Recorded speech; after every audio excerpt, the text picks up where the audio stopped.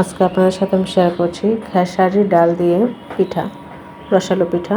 এবং এই পিঠাটা খেতে খুব স্বাদ লাগে আর খুব সহজে তৈরি করা যায়।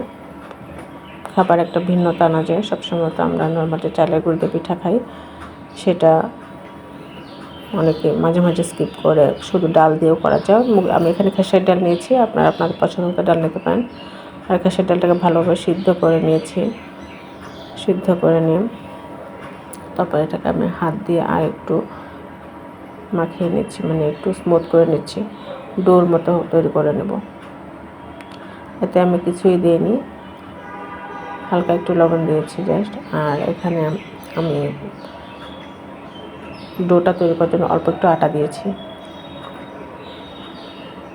তাহলে ইয়েটা সুন্দর হয়, পিঠার শেপটা সুন্দর আসে। এটা আপনি আপনার পছন্দ মতো শেপও দিতে পারেন, গোল কিংবা লম্বা কিংবা তক্তির আকারে, বরফির আকারে করতে পারেন।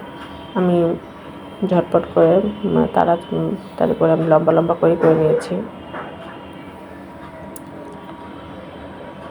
কিছুটা জাম মিষ্টি কিংবা ল্যাংজা মিষ্টি যেটা বলে সেটা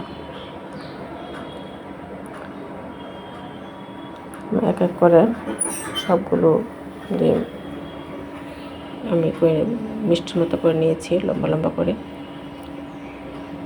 এটা খেতে ভালো লাগে, আর এটা ডালের পিঠা একদিক দিয়ে পুষ্টিগুণ আছে, অন্যদিকে খেতেও ভালো লাগে, স্বাদের পরিবর্তন হয়। আর এখানে তেলটা গরম করে নিয়েছি। প্রথমে আমি এগুলোকে তেলে ভেজে নেব। আর এটা আমি চিনির শিরা করে নিয়েছি, আপনারা চাইলে গুড়ের শিরা করেও নিতে পারেন। আমি চিনির শিরা করে নিয়েছি। আর এই পিঠাটা একটু ব্রাউন কালার করে একটু ভালো করে ভেজে নিতে হবে। আপনারা এখানে এক্সট্রা মিষ্টি কিংবা একটু নারকেলও দিতে পারেন এই ডোটাতে, তাহলে পিঠাটা আরও টেস্টি হয়। এরকম ব্রাউন করে নিতে হবে পিঠাটা।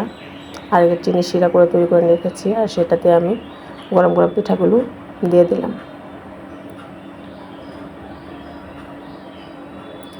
এভাবে আমি সবগুলো পিঠা ভেজে চিনি শিরায় ডুবিয়ে রেখেছি।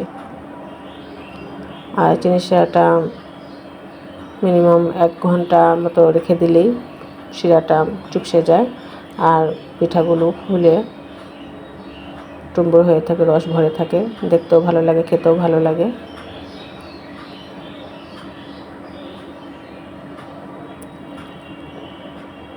চমৎকার হয়েছে পিঠাগুলো, খেতে অনেক টেস্টি হয়েছে। তো আশা করি আমার এই ভিডিওটা আপনাদের ভালো লাগবে। যদি ভালো লেগে থাকে তবে একটা লাইক, সাবস্ক্রাইব কিংবা একটা কমেন্ট করে দেবেন প্লিজ। আজ এই পর্যন্তই, ভালো থাকবেন সবাই।